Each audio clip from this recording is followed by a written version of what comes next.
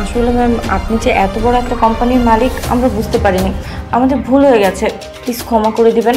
আর আপনি ফাইলটা একটু কষ্ট করে চেক করে দেখেন, আপনি অবশ্যই এই ডিলটা আমাদেরকেই দিবেন। শিওর, ফাইল তো আমি অবশ্যই চেক করব। তার আগে হাসানের সাথে আমি কথা বলতে চাই। তুমি যেন কি বলেছিলে? ও হ্যাঁ, মনে পড়েছে যে ফুটপাতে আমি কি করি, এই দোকানে আমি কি করি। তুমি অনেক অপমান করেছো আমাকে, আমার হাজবেন্ডকে নিয়ে তুমি নানা রকম কথা বলেছো, যেটা আমি টলারেট কখনোই করবো না। তুমি কি ভেবেছিলে তুমি যা ইচ্ছা তাই বলবে, আমি সব কিছু সহ্য করবো? কখনোই না।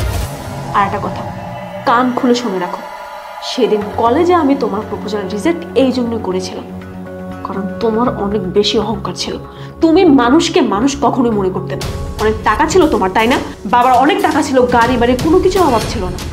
এত অহংকার না কখনোই ভালো না। আর একটা কথা, তখন তুমি সবাইকে বলতে যে অনেক টাকা আছে, তুমি আমাকে ভালোবাসতে, তাই না? এটাকে হাসান ভালোবাসা বলে না। তোমার যে অহংকার ছিল, সেই অহংকার নিয়ে কোনো মানুষ মানুষকে ভালোবাসতে পারে না। এই অহংকারগুলো না শেষ করে দাও, তোমার অনেক ভালো হবে। তোমাকে আমি ভালোবাসিনি, লাইফে অনেক বড় একটা ভালো কাজ করেছি। তোমার মতো ছেলেকে ভালোবাসলে না আমার জীবনটা একেবারে শেষ হয়ে যেত।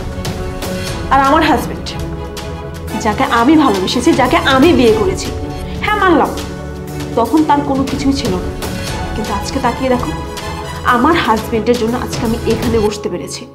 আর তোমাকে ভালোবাসলে না আমি জীবনে কোনো কিছুই করতে পারতাম না।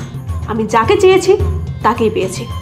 আমার হাজবেন্ডের তখন কোনো কিছুই ছিল না, কিন্তু আজকে আমার হাজবেন্ডের তোমার থেকে কোনো কিছুতেই কম নেই।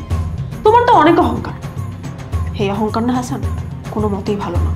আমার হাজবেন্ড অনেক কষ্ট করেছে, আমি অনেক কষ্ট করেছি, যার জন্য আজকে এখানে আমি বসতে পেরেছি।